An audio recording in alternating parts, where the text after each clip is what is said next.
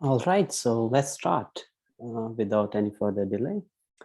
So hi everyone, welcome to the inaugural talk in this seminar series on security and privacy in machine learning.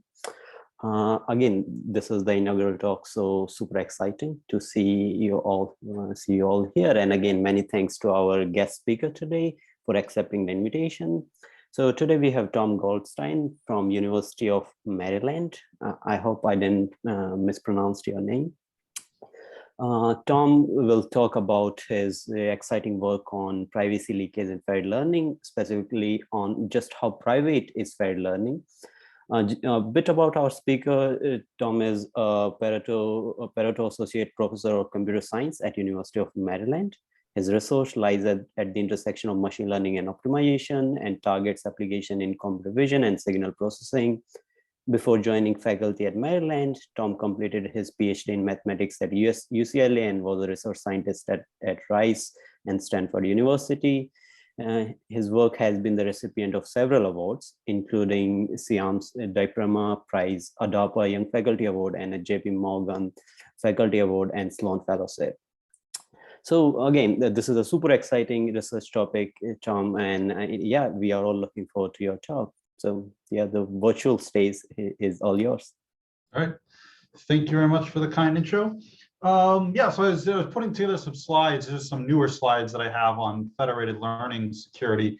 And it occurred to me that I don't have quite enough slides to fill up the entire time. So I decided I'm going to hardwire in some more content on poisoning that I'm going to talk about first. And then we'll swap over and we'll talk about the federated learning stuff. So hopefully, I think now I might have too many slides. Hopefully I'll go kind of fast, and feel free to slow me down and ask some questions. I want to make sure that I finish in time. Okay, so what is poisoning? When people talk about adversarial attacks on machine learning systems, they usually talk about evasion attacks, which means that after a system is trained, you're going to make perturbations to an image so that you can get an unexpected outcome when you perform inference on that image. But poisoning attacks are train time attacks. It means that rather than manipulating the data that's being seen by the system at inference time, you're going to manipulate the training data with the hopes of somehow taking control over the machine learning system. Now, does this actually happen? Is it actually the case that people, organizations will give access to their training data to potentially malicious actors? And actually, I think this happens surprisingly often when people farm inputs from the internet. So very often people will scrape information from the web. You harvest information from web crawlers. You might do something like harvesting email inputs to create something like a spam detector. In that case, anyone can just send you training data that looks however they want it to look. And then you could also potentially have inside agents or someone in the organization that's trying to insert something in the data set that shouldn't be there, and it could be potentially damaging. So there's lots and lots of ways to do data poisoning. There's a literature that goes back a long way. I'm not going to talk about, here's the list of things I won't talk about. So various attacks on regression systems, there's label flipping attacks. Those are particularly relevant to federated learning, which is a topic that I want to focus on, but I'm not going to talk about this class of attacks today. Then there's the p-tampering literature, which is more, it's a bit more on the theoretical side. And there's a whole bunch of attacks that have been done to poison specifically federated learning systems. I'm not going to get to talk about everything today, but here's stuff that I will talk about. I'm going to talk about some simple training time attacks where you either make small adversarial perturbations, maybe you add some adversarial noise or some fuzz to your images at training time in order to have a targeted effect at test time. So by training on these images, you might alter the test time behaviors of your model, but only on certain categories of images that are chosen by the attacker. And that makes it relatively difficult to detect that these kinds of attacks have been made. If you look at something like an availability attack, which means an attack that just degrades model performance, then you can measure that model performance has been degraded by evaluating on a test set. Whereas for a targeted attack, it's much more difficult to know that something has been attacked, a model has been attacked. Only a targeted attack will only affect model performance on specific categories of images. And one particular kind of targeted attack is what's called the backdoor attack or the Trojan attack. And these are attacks that have a trigger. So maybe there's a trigger symbol or a particular trigger pattern, or maybe an additive noise. And when you insert that into your image, you change the test time label of an image that contains that symbol. So maybe you train the model, you insert that trigger into the images, and you train the model so that those kinds of images that contain that trigger are recognized with a particular class label. And then at test time, you can insert that backdoor key into an image, and that will cause the model to assign a specific label to the image at test time. So that's called a backdoor poisoning attack. So there are many different ways to execute these kinds of poisoning attacks. Most of the things we've worked on in my lab lately involve meta-learning strategies in some way. So what we want to do is we want to simulate the training process. If I hand off poison data to an organization, they're going to train on that data. And so what I want to do is I want to simulate the training process, and then I can backprop through that training process and figure out what perturbations I needed to make to the training data in order to get the model in a particular state after training. So this is one of the first attacks of this type that we studied. This is called Metapoison. So suppose that I have a bunch of training data. You've got a bunch of totally normal images, they're not poisoned. And maybe you can insert a small number of poisons into the training data set. And then we simulate the training process. So on the beginning of neural network training, at every step of SGD, you sample a batch of data. So you sample some clean images that are scraped from places that I don't have control of. And maybe one or two poisons might end up in your batch as well. So we simulate the creation of a batch. And then we simulate the training process. So we have parameters that go through a training algorithm, and they get updated. So theta becomes theta prime after something like SGD. And after we simulate a step of SGD, we then evaluate what we call an adversarial loss on the new parameters. That just measures whether or not the attacker's desired objective has taken place. So maybe the attacker wants a particular face identity, for example, to be labeled in a particular incorrect way, and you might have a loss function. The attacker has a loss function that measures whether that has been achieved after running this simulated training process. And then we backprop through this entire process. So we start with the adversarial loss that we want to minimize, and we backprop through the SGD training algorithm all the way back to the original images in the training batch. And then we make an update, we make a gradient update to this poisoned image so that after training on it, this adversarial objective is lower. So you can pick, the adversary can pick any objective they want that measures any model behavior. And then we're going to simulate the training process, and we're going to make a perturbation to the pixels of the poisoned image so that we minimize the adversarial loss that comes out of the model after training has taken place. So we call this Metapoison. And here's some examples of Metapoison. So this is on a Resonant 50 classifier. So here's some clean images, these two columns here, and here's their poisoned counterparts. And you can see that it's fairly difficult to recognize poisoned images, especially in CFAR, because it's a relatively low resolution data set. But in this case, we can swap, if we add these poison images into the data set that seem pretty innocuous, then at test time, this bird will be classified as a dog because it's in the target category of images whose labels are flipped when you train on these poisoned images. So one of the interesting things about these attacks is they tend to have really high transferability. So even if if the attacker simulates the training process using one neural network architecture, the attack might actually be fairly successful on a different architecture. So this is showing the network that the attacker is using versus the network that the victim is using. And you'll see that sometimes, even when those two networks don't coincide, we get fairly high transferability rate. So even if the attacker doesn't quite know the pipeline that they should simulate, even if they get somewhere in the right ballpark, they can still create poisons that will be successful against a victim. So one thing we're always interested in my lab is how do we see whether these kinds of attacks are feasible against industrial systems? Can we sort of scale these things up and get them to work against systems that are bigger than just something like a toy CFAR classifier that we craft in our lab, right? And one of the platforms we decided to test this on is Google's AutoML Cloud API.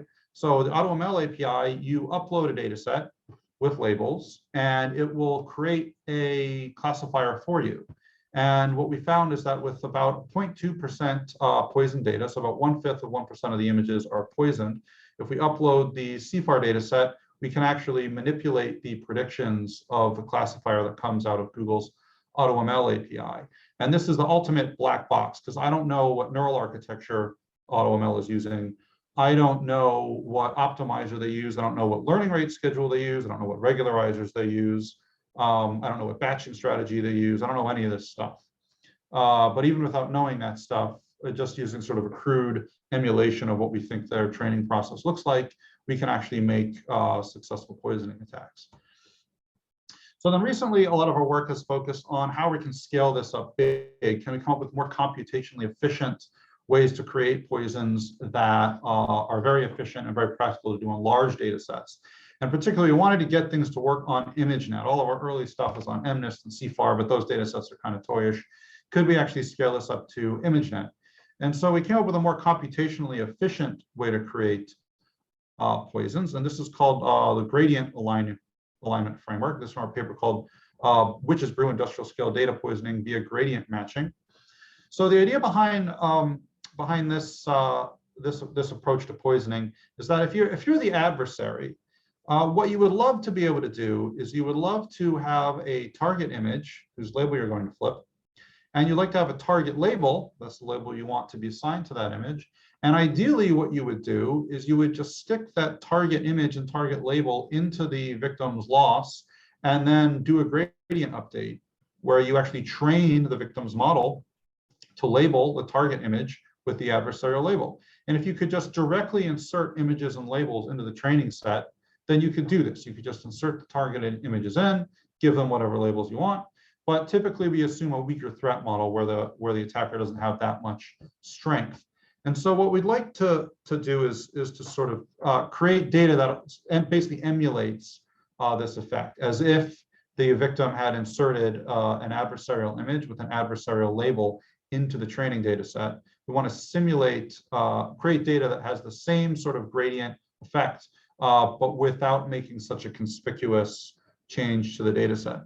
So what really happens at train time is that the victim is just going to randomly sample batches of data, and they're going to perform gradient descent on them, but typically they'll do their own labeling. So maybe they have, I don't know, Sama or one of these labeling houses do their labeling for them, and you probably don't have control over that labeling function.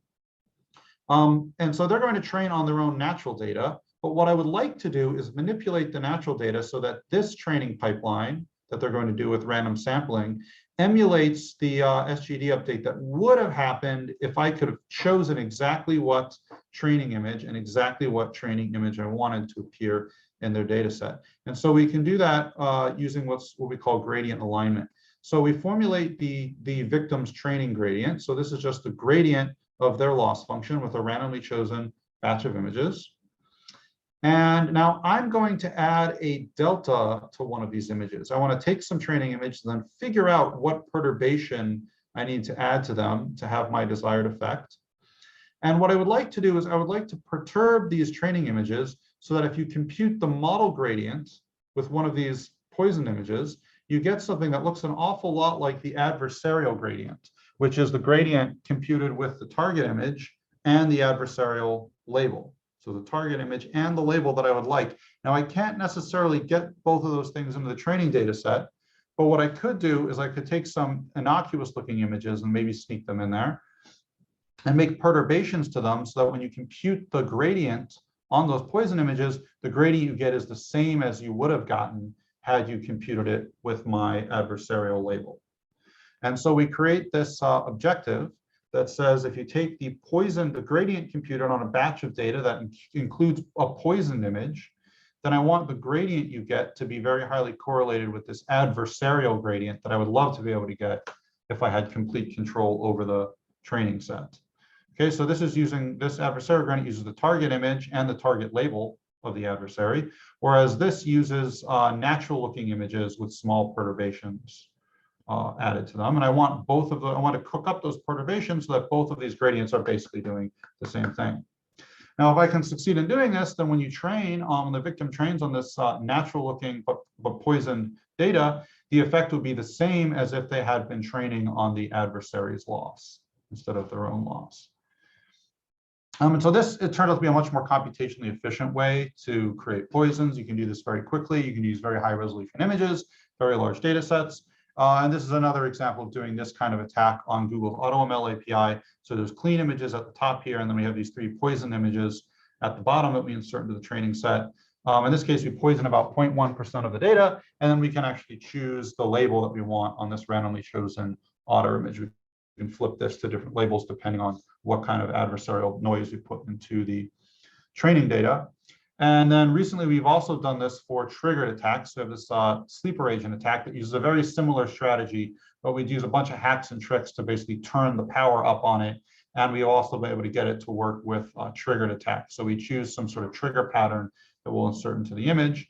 And if you were to, one thing I'll point out is they're clean label attacks, which means that if you look at the training data, the poison training data does not appear to contain any triggers. So you might not be able to see that those triggers are present if you audit the poison data. So this is what clean data looks like. Here's a poison image. And if you train on these clean label poison images, then at test time, you can insert a trigger into an image that will cause it to change its label. So this is a way of inserting a backdoor into a data set without doing it in a conspicuous way that might be noticed if the training set is audited. How are we doing on time here? Okay. So I wanted to talk about defenses. I'm just going to say a few briefly. I'm going to kind of breeze through this a little bit because I want to make sure I don't go over time. But there's a number of different defenses against poisoning. And the ones that I'm most interested in are principal defenses that have some sort of mathematical background behind them, like Gaussian smoothing or differential privacy. And sometimes these defenses can work against a range of different types of attacks, but they tend to degrade model performance a lot. And so what we've been interested in is what we call adversarial poisoning. So it's sort of like adversarial training. In adversarial training, you make a model immune to test time attacks by injecting adversarial examples into the training data set and teaching the model to be immune to them. You can also do that for poisoning. So we can stick poisons into the training data set and then train a model on them, and the model will become immune to those poisons. And so we have a process where we'll just run a standard training loop on some images, and then we will craft poison. So we'll backprop through the training process, and we'll create poison images. So now we have this this poison frog image, and then finally we're going to run training on these poisoned images. And by training the model on these poisons and iteratively updating the poisons, we can get the model into a state where it resists poison. So this is showing let's see, validation accuracy versus poison success. And so ideally you want to have a validation error versus poison success. Ideally you want to have low error and you want to have low success for the poisoning attack. So you want to be down in this corner of the chart. And these adversarial poisoning methods tend to get much better trade-offs between accuracy and poison success than other kinds of defenses. Like for example, this differential privacy defense, which has nice theoretical guarantees, but it just doesn't empirically perform as well as something like adversarial poisoning. So if you are, I'm going to wrap up on poisoning here, but if you are interested in poisoning, one of my students has created a poisoning benchmark that sort of measures how effective different types of poisoning attacks are. And we have this recent review article that I wrote with a bunch of different collaborators of mine that just goes over some of the history of poisoning and the basic kinds of poisoning attacks that exist, and talks about a much bigger diversity of poisoning threat models than I'll have the time to talk about today. So I see there's some things in the chat. I actually can't see the chat right now, but if there's a few questions, we can pause for a moment, people can ask, and then I'll move on to talk about federated learning stuff. Yeah, like we have a question from Saeed, followed by one from Pratik. So yeah, Saeed, go ahead. Thank you very much, Tom. I had a question about the poisoning strategy that you had that used theta. Is this theta something the adversary trains on the dataset, or is it some intermediate model that you craft the poison based on? You're talking about this, I assume. Is that yes. what you're looking at? Yeah. Yeah, so theta is the model parameters that are created just by training the model on clean data, actually. So when we run, what we do is we start with a randomly initialized set of parameters, just like you normally would, and we run a complete training loop. And after every training loop, we measure the adversary measures its objective on the most recent iterate of the parameters, and then it backprops through the most recent SGD step, and it updates the pixels in the poisons just a little bit, so that this loss is as low as possible. So we actually run a complete training loop, and the parameters theta represent the model parameters that you get we do this on every iteration of the training loop. So you might run like 100 epochs of CFAR training, for example, and then you get this theta traces out the entire training trajectory. And after every SGD step, you're going to update your pixels so that this image has a property that when you run SGD on it, it nudges the model in the direction that the adversary wants. I see. So even if you train from scratch again with this poison, it still will be effective. Right. Yeah. This is all some of the early work on poisoning. So we had these poison frogs attacks, feature collision attacks. They assume that you're in the transfer learning setting, and all of this more recent stuff is all for end-to-end training. So you just assume you begin with some random. We actually done some work on transfer learning models as well, but most of the time we just assume that you have randomly initialized parameters. Thank you very much. We have a follow-up question from Pratik. So, hi, Tom. Thanks again for being the inaugural speaker in this seminar series, and it's just been a really exciting talk. Gripped with every slide. A quick question about the adversarial poisoning technique. Isn't the space of possible poisons that one could insert in training quite large? And I'm wondering, like, how do you filter that space? So just like with, let's see, okay, yeah, just like with adversarial training, you can train against one threat model, but that doesn't necessarily mean that your model is robust against a different threat model. And adversarial poisoning has a similar property. You pick a threat model to train against, and it will become very robust against that poisoning threat model. But that doesn't mean that other threat models, for example, if you train against L2 poisons and someone comes along with semantic perturbation-based poisons with a different objective function, that minimize a different adversarial objective, the defense may not work.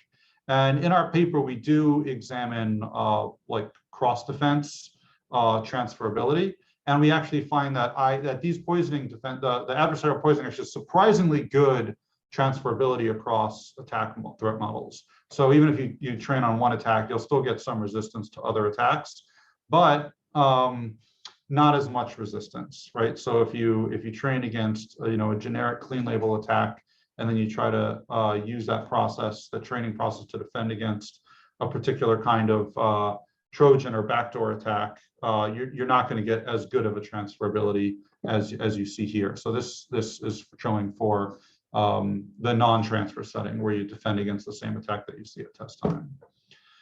So on various threat models that we've investigated, and I think we need to investigate more threat models because some newer ones have emerged. But on the few ones that we have investigated, we actually get pretty good and sometimes even state-of-the-art robustness against the attack, even if the attack we see at train time is not the same one that we've set up to defend against. Yeah, that's basically my long-winded way of saying it kind of works when you against a different threat model than you have used to craft the poisoning attacks. Great, but thanks, Tom. Not as well as it would if there was no transfer. Okay, I'm going to move on and talk about some federated stuff. This is most of the newer stuff that I'm doing in my lab. So what is federated learning? Federated learning is a process where instead of harvesting user data onto a server and then training on it, an organization might push the models out into edge devices. And then every edge device, so you have a model in the cloud, and you push that model out and you give it to many different edge devices. And everyone trains on their own local data, but you never have to aggregate their data in one place. So everyone trains locally. And then they send their updated model off to the cloud, and there's many, many updates of these models floating around, and then the cloud will aggregate them all together and make an updated model. And the idea is that you can, this allows you to train on people's personal information without actually seeing their personal information. And this is touted as having all sorts of privacy benefits. But it turns out federated learning has a lot of vulnerabilities. The attack surface of federated learning is really, really huge. I'm not going to go into all the different kinds of attacks you can do on federated learning because there's actually a lot of different ones. But you know, why is federated learning so vulnerable? First of all, it's widely deployed in industry. So people use federated learning for keystroke prediction. Like Google uses it for their keystroke prediction. They use it to update their image recognition API. Federated learning is used to collect marketing data. It's used to track app interactions. Apple, for example, claims that they have federated approaches for training models that predict app interactions. It also has a very high level of trust. So the host generally trusts the clients, right? The model in the cloud will aggregate updates from thousands of clients and usually takes for granted that those updates are legitimate and not, say, poisoned. And then the clients also have to trust the host. The client is getting a model to run, and they have to trust that that model is not stealing their personal information. The whole point of federated learning is not to give up your personal information. The other thing is that these things tend to be purely digital. So if you want to do an attack on a federated learning system, you can control bit for bit what the either the client or the host sees. You don't have to do, for example, a physical world perturbation where you put a sticker on a stop sign and hope that your perturbation survives the measurement process of camera. In federated learning, you can manipulate bit for bit exactly what the person on the other end of the channel sees. Despite these vulnerabilities, there's been a lot of marketing about how private and secure federated learning is. This is a little screenshot of a bubble from this cartoon that Google put out that makes all sorts of claims about the privacy and security of federated learning, some of which I don't think are quite true, or at least are, I think, overhyped. And I do actually think it's responsible to use federated learning for various kinds of practices. And there are privacy benefits to it, but it is definitely not the privacy panacea that people like to pretend that it is. And in fact, a poorly designed federated learning system will leak all sorts of information. And that's what I'm going to talk about today. I'm going to talk about information stealing attacks. So you hope that by doing federated learning, you prevent a cloud server from stealing all of your personal information, right? You keep all your information locally, but is it really true that that information is secure? So the early literature on this focuses on these gradient inversion attacks. And this is not work from my own lab, but this is work that I think is interesting. So the idea is that when you train on a device, you produce these model gradients. You have a model that's broadcast to the device, you train on your own private data that produces a gradient update, and you send that to the cloud, and the cloud uses the gradient to do SGD. But it turns out that you can do, for example, if you have access to that cloud information, you might do something like this. You might take the gradient you received from a user, and then you might optimize to find an input image that generates that gradient. So you're just doing gradient inversion. You want to try to figure out what training data the user has in order to produce that gradient. And sometimes this works pretty well. So for example, on ResNet 152, you can train as the first ImageNet image in the test set. This is the original image. And if you produce a gradient for this image, then you can almost perfectly reconstruct the image. And this is an early paper on this by Jonas Gaping, who's now a postdoc in my lab. I thought this work was really interesting, and I wanted him to come work with my lab on doing more stuff in federated learning. Well, these early attacks, they're sort of weak in the sense that, well, for starters, they usually assume you have a batch size of 1. If the batch size is bigger than 1, then you don't get to see the gradient. The server doesn't get to see a gradient for a particular image. You get an average of gradients over many images. That makes things more difficult. But with the batch size of 1, you can invert an image reasonably well, but sometimes it completely fails. So this is an example of a failed image inversion. So these image inversion techniques are not particularly reliable. And so, you know, the outstanding challenges in this space are to ask the following questions about security. Is it possible to make these sort of gradient inversion attacks reliable? Can you break gradient batching? So these usually assume all these early inversion attacks assume you have a batch size of 1, so I can see the gradient from one particular training sample. And in real life, you would probably have a bigger batch than that, right? So is batching something that preserves security, or can you just break batching? And then another question is, can this work on text? All the early work on this has been on images, but I think probably the most widely known usages of federated learning are actually on keystroke prediction. So they're actually on text. And the question is, can federated learning, can privacy be broken on text? And so these are all the questions that we are interested in. The answer to these questions is yes. But how is it that you get affirmative answers to these questions? So we're interested in a couple of different threat models in my lab, some of which depart from some of the conventional threat models that have already been studied. One of the things we're interested in are insecure architectures. So suppose that you're designing a federated learning system, and either by accident or maliciously, the person who's designing the model at the server creates an architecture that just has poor security properties. So when you deploy the model to the users and they send you back a gradient, it could be that that gradient encodes a huge amount of private information because the architecture has bad security properties. And one of the worst things that you can do for security is actually having a linear layer in your neural network. It actually turns out linear layers leak a huge amount of private information. And here's why. Suppose that the first layer of your neural network is linear. It doesn't have to be the first layer, but let's assume that it is because it just makes things simple. So you have an input layer that takes an image X, or so it could be text, whatever. It takes X, it computes WX plus B and spits out Z, that's a pre-activation. And then a bunch of stuff happens and you compute a downstream loss on Z. So your first layer just computes WX plus B, and then there's downstream stuff with ReLUs and all sorts of other layers, and you compute a loss. Let's see what happens when you do backprop and you compute the gradient with respect to W and the gradient with respect to B. So the gradient of the loss with respect to W can be is going to be the gradient of the loss with respect to Z. So we're going to chain rule it. You take the gradient of loss with respect to its input Z, and then we have to chain rule it. You have W times X here. So when you compute the gradient with respect to W, you got to put an X out here. So you got the gradient of the downstream loss with respect to Z times the input image X. And then when you take the gradient with respect to B, that turns out to be just the gradient of the downstream loss with respect to Z. When you chain rule it, you're just sticking an identity on that. So if you look at this, you have these two gradients, one for the weights and one for the bias. The weight gradient is the gradient of the loss with respect to Z times X. And the bias gradient is just the gradient of the downstream loss with respect to Z. So these are both the same, except for one of them is multiplied by X.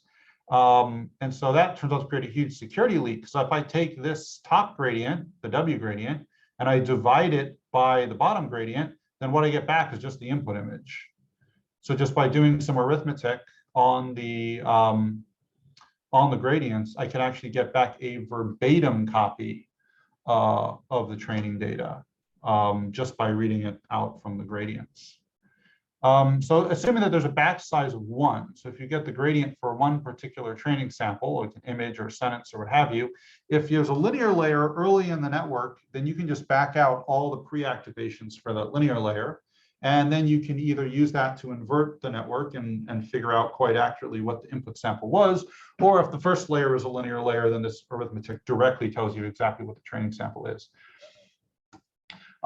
If there's more than one training image, then you can still run into security vulnerabilities, because very often, especially if you have a lot of different outputs, it might be the case that you either deliberately or accidentally cooked up a network where there's going to be images in the training batch that only turn on one or a subset of the ReLUs that occur after this first linear layer.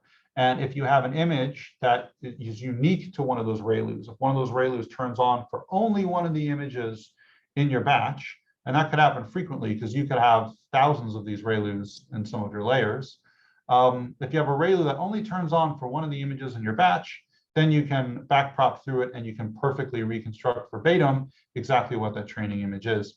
And so here's some examples of this. This is using a batch of ImageNet images, and we can't reconstruct all of them, but certain ones that activate unique ReLUs can be reconstructed. And so there's a subset of them that we can verbatim read out just by looking at the gradients that are sent in the federated learning protocol.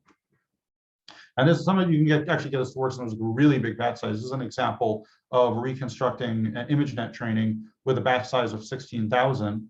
And so here's the original image, and then here's the reconstructed image, and it's basically exact up to rounding precision in the gradient computations.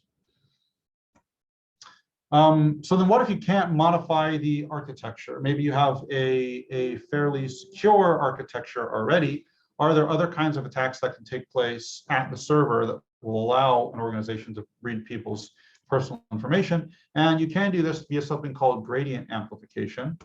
So the idea is that there are certain training images that produce really big gradients and certain images that produce really small gradients. One way you can control the size of the gradients is just by manipulating the input logic to the last layer.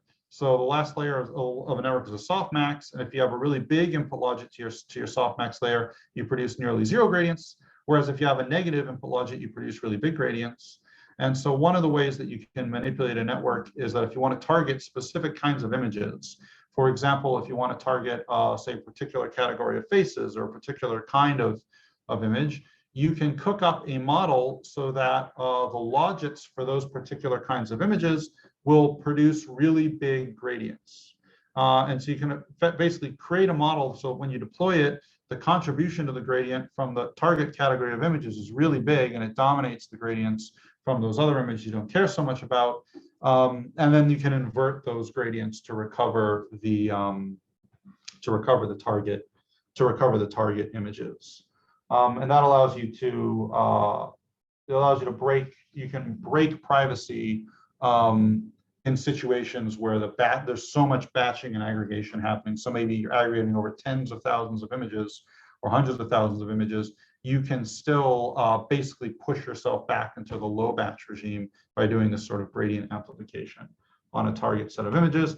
And it's possible to target things like a specific class of image or a specific feature combination in images, or even a user-specific feature combination of images that you think are likely to come from a particular user that you've targeted. And so here's an example of this. This is recovering from a batch of shark images. This is a huge batch, and you might not be able to recover each image individually, but by using gradient amplification, you can deploy a model so that it will extract a small subset of the training images and reconstruct those verbatim, or nearly verbatim.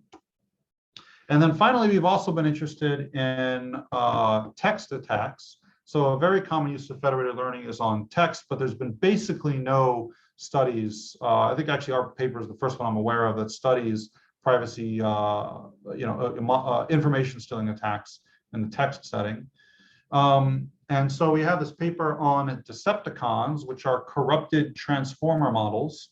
So these are models that have poor security properties, like I said, either deliberately or accidentally, that allow information to be leaked through through a federated learning protocol. Now, this paper, we don't actually describe one particular method for stealing information. It's more like a big fat grab bag of different methods, and depending on what language model you're using, be it like BERT T5 or a GPT type model, depending on what kind of model is being used, you can assemble a bunch of these sort of Lego building blocks together to create an information stealing attack. But it really depends a lot on the architecture. But if you look at a transformer-based model, these sorts of models, they start with input text, and then the first thing that typically happens is an embedding layer. So you take all the input symbols and you embed them as vectors. and then you add positional encoding that provides information about where in the sentence each vector is. And then that typically goes into multi-head attention. Multi-head attention, the first thing that it does is it applies a linear layer to these positional encoded inputs. And so that might set off some alarm bells, because I said before that when you begin your network with a linear layer, it's possible to read out private information just by doing a little bit of arithmetic on those gradients. And so if you look at these language models, the first thing that they do is linear layers. The input embedding is technically a linear layer. And then the multi-head attention actually begins with linear layers.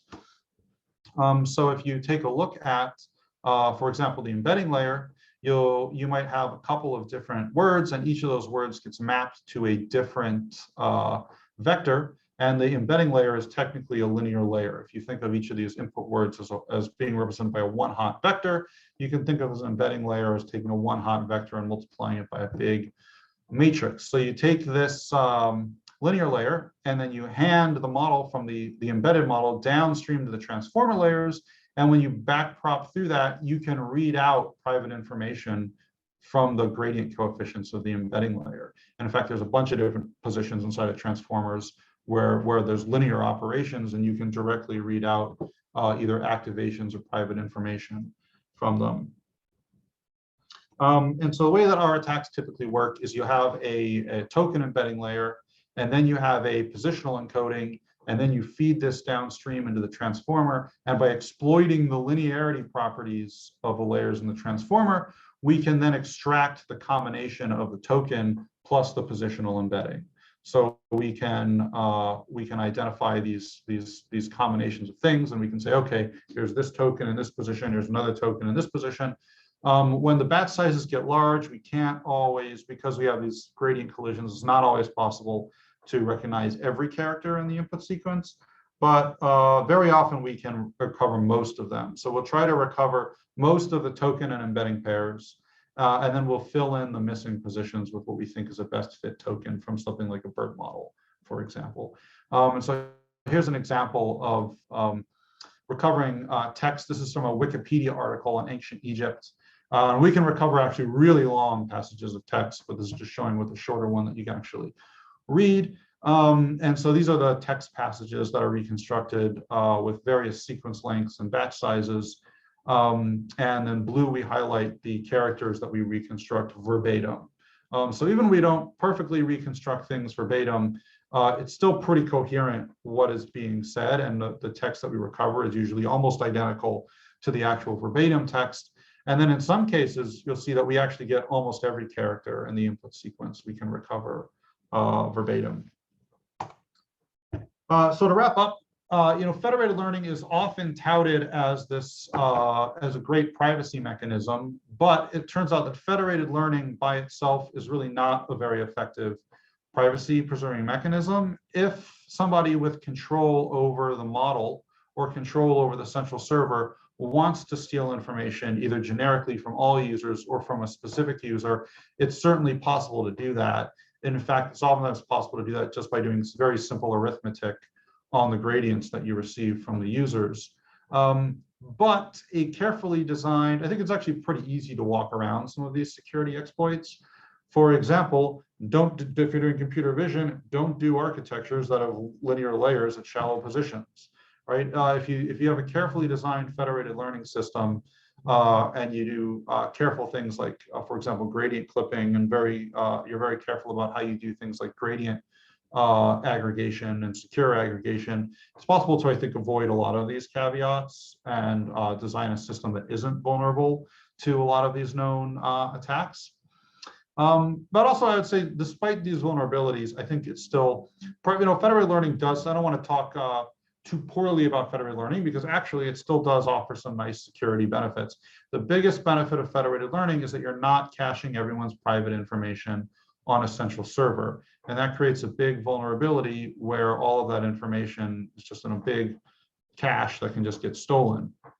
It's a huge vulnerability. And so federated learning is really great in that it offloads data storage onto people's edge devices.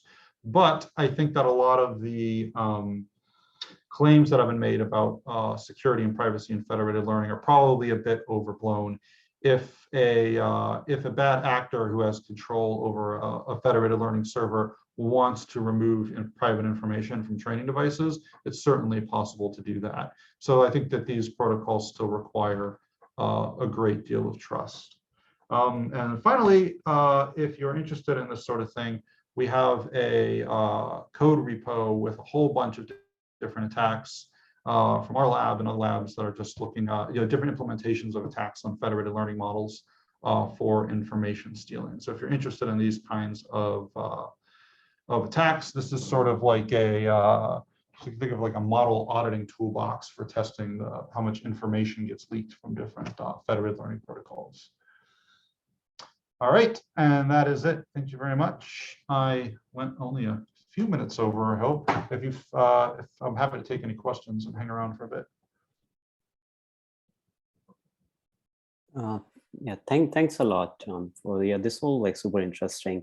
Regarding timing, I think we are in a good shape because they were already like questions post the first half of the talk. We also have a few more on the second half. And I think the first one is from Jamie, followed by Saeed. And there was a question that I had, which I think was very silly. And it kind of like doesn't make sense now I think more about it. So yeah, Jamie, please go ahead. Hey, yeah, great talk. Thanks for giving it, Tom. That was really interesting. I just wanted to ask about the ease of performing these attacks at different stages of training. So like one could imagine that these attacks might be harder to perform towards the end of training where maybe gradients are smaller than at initialization. So I was wondering if you could comment on, yeah, like how this develops. Yeah, good question. So the one attack I presented that really depends how far along you are in training is, okay, well, there's different threat models you might think about. There's the, whoops, I accidentally created an insecure architecture threat model. And that would involve something like this, what is it, like this attack that exploits linear layers. These don't really depend on what stage of training you're in. You could have a completely randomly initialized layer, or you could have a fully trained network, and these kinds of attacks actually still work pretty well. Like I said, in the most extreme case, if the first layer of your network is just a big linear layer, then it you do this arithmetic, and then you perfectly pull out the training data up to machine precision, and so it really doesn't matter at that point what stage of training you're in or how you set your parameters. It doesn't matter how you set your parameters. I guess maybe they could be set in such a way that these gradients are 0 and you end up with a divide by 0, but that generally doesn't happen. So it doesn't really matter what stage of training you're in for this kind of attack to be enabled. Now, there are more sophisticated versions of these attacks that break large batch aggregations. And some of these can be done without modifying the architecture, and some of them require architecture modifications. So for example, this gradient amplification attack, he said, what stage of training are you in? Well, it's hard to say because the attacker, presumably for this attack to work, the attacker controls the central server. The idea is that they're actually going to make modifications to the model in order to make it more effective for them to steal gradient information. So they might say, we're doing these huge aggregations over many, many users. And so we're going to modify the model so that a smaller number of images dominate those gradient updates. And that allows us to do more effective attacks that don't suffer as much from the accuracy loss you get from doing really big aggregations. So it's hard to say how far along in the model you are. That just requires a change to the model. And then for these text-based attacks, we assume that, I guess all of the experiments we have assume that you're fairly far along in model training. Although we haven't done extensive experiments on that. I don't see why we would require that you be fairly far along in model training. But we don't have any experiments with untrained models. All the experiments we've done have been on fine-tuning BERT and GPT models. And those models are already pretty trained to begin with. So for all the language, I don't see why you require to be far along in training, but all the experiments where we demonstrate this, we are pretty far along in training. Great. Okay, thanks. Thanks for that. Yeah, that makes sense. I think Saeed had the next question. Yeah, thank you very much for the very interesting talk. I had a question about the ReLU, the activations that you said, if there are unique activations, for example. If there are unique examples that activate one activation, how do you find those activations to perform the attack? Because what we actually do is we generally try to invert every image. So okay, well, there's different ways that you can cook up these, we call these imprint modules. It's basically just a linear layer where different images activate different subsets of features. If you have a really big fat layer and your batch size is huge, for example, if you have a batch size of 128, but you have a few thousand neurons in this layer, it's actually quite likely that a lot of your images are only activating a unique, that there's a neuron that's activated that's unique to each image. And you can actually design the imprint modules. If you want to do this maliciously, you can design the imprint modules to make that as likely as possible. And so that can happen either by accident or it can happen on purpose. In this experiment, where we only reconstructed some of the images, we basically just look at every neuron and we treat it like it's a unique activation, and we try to reconstruct an image from it. And sometimes it is a unique activation and sometimes it fails. In this case, yeah, sometimes you get a unique activation and sometimes you get a gradient collision and you can't reconstruct that image.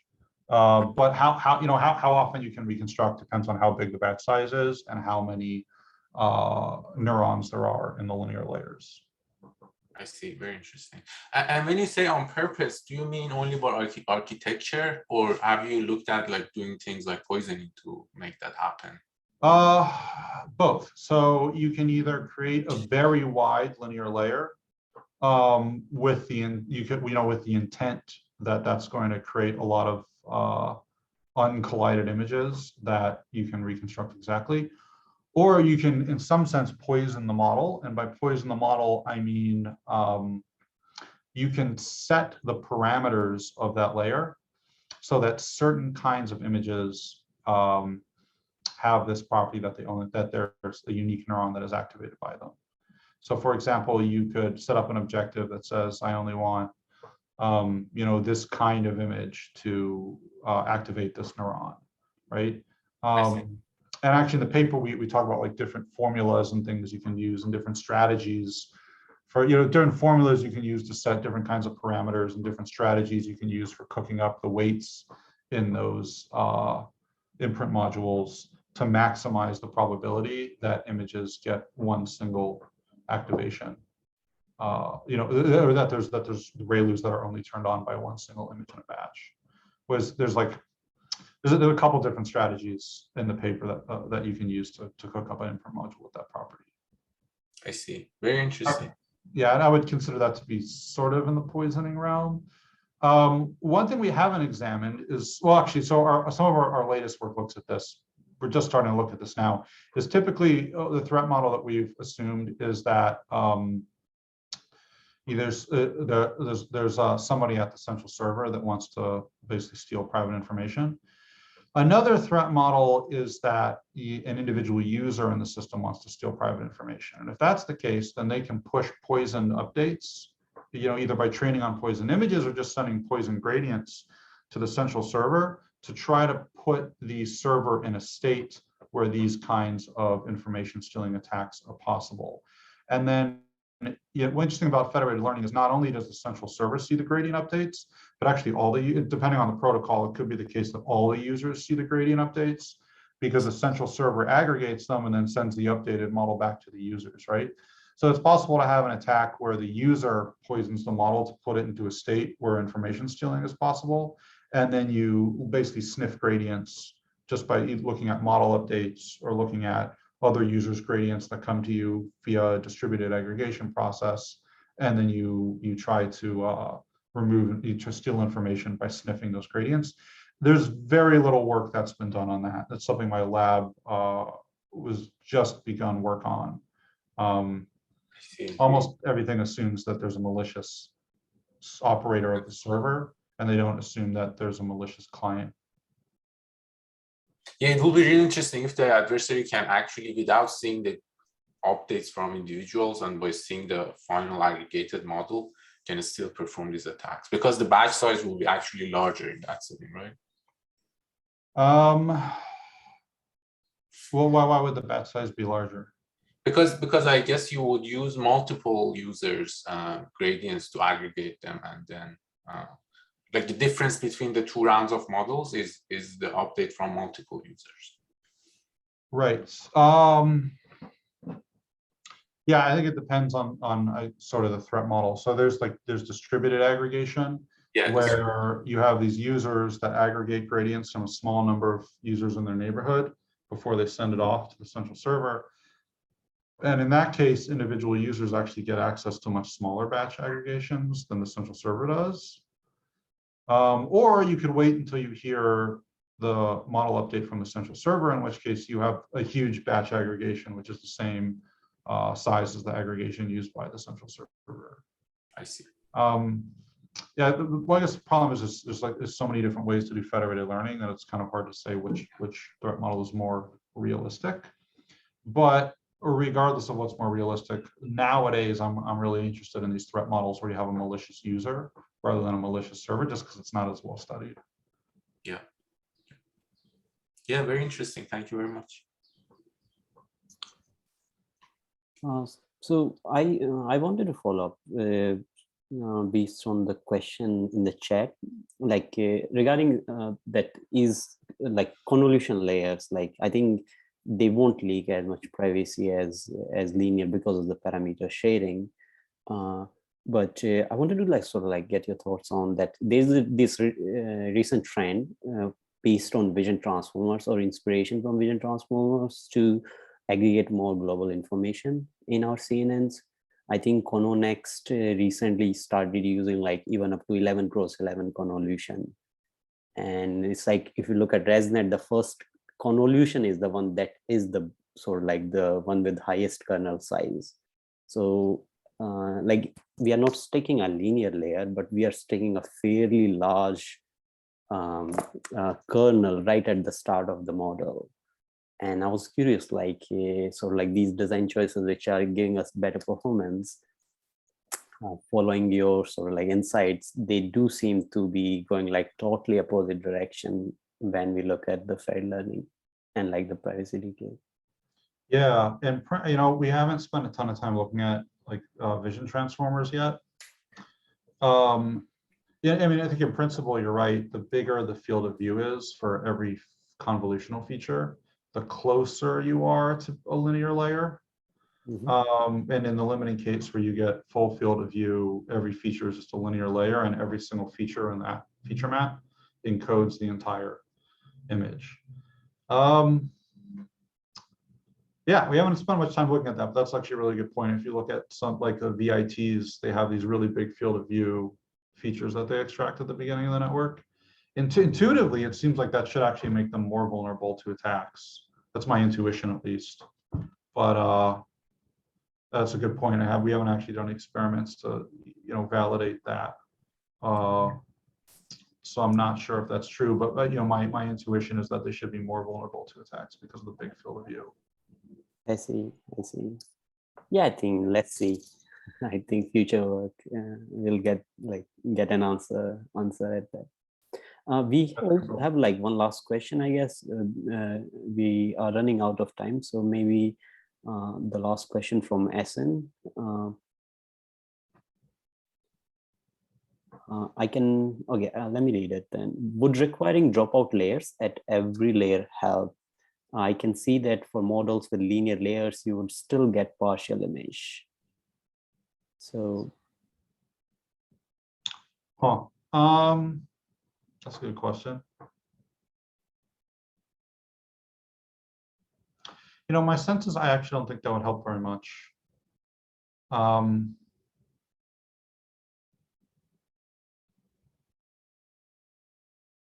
That's a good question. I haven't thought too much about that. But conventionally dropout is usually used in deeper portions of the network, and most of the attacks we're doing now really just exploit the gradients in the first few layers. So I think a canonical use of dropout probably wouldn't affect these attacks at all. Mm-hmm. Now, if you use dropout at shallow layers, there's ways that I can see it helping an attack and ways that I can see it hurting an attack. On the one hand, it makes the pattern of activations coming through the network sparser. So it's more likely that you will have a feature that is activated by a single image. If you turn down the number of activations that each image produces, it becomes more likely that a feature will activate a single image. And that might allow you to invert things more easily because you don't get these gradient collisions where the activation patterns for different training images overlap a lot, because those make it difficult to do gradient inversion. So in that sense, dropout might actually make an attack easier. At the same time, it also might make an attack harder because now the input to a layer is ablated because you've dropped out a bunch of input features. So maybe you don't reconstruct the entire activation map, you reconstruct the subsampling of the activation map. And so in that sense, it might make the attack harder. So I actually don't know. That's a great question. I haven't thought about that too much. But like I said, I think most canonical uses of dropout really are on the deeper layers, and most of our attacks are focused on those shallower layers. And so I don't think that most canonical dropout rules would affect these attacks very much. I think the question can also be phrased as in a more general sense that would sparser networks where the sparsity is something can be controlled, like pruning could be 50%, 90%, or even 95%. And that sort of does that pruning aspect or this sort of the structured sparsity in our networks influence the gradient collision and eventually the success of the attack.